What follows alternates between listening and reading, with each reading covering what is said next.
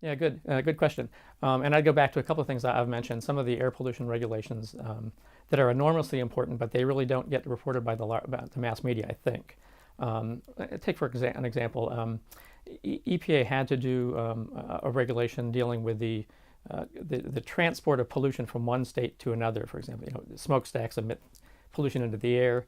It doesn't stay within that state's borders. It crosses wherever the wind blows. And states have to come into compliance with certain standards for air quality.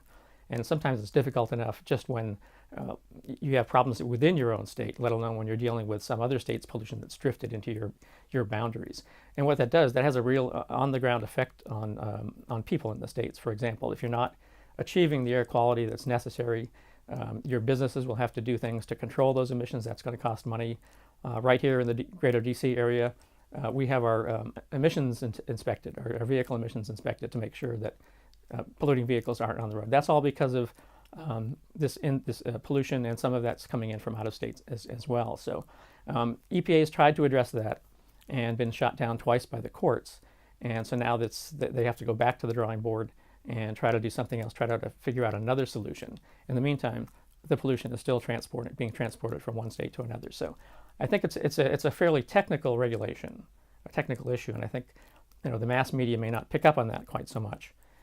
But it's something that's very important, and other air pollution issues, I would say, are equally important as well. For example, the power plants, mercury standards, mercury emissions from power plants. That's the biggest source of mercury, a huge problem that I think doesn't get enough attention in relation to, say, greenhouse gases and carbon pollution.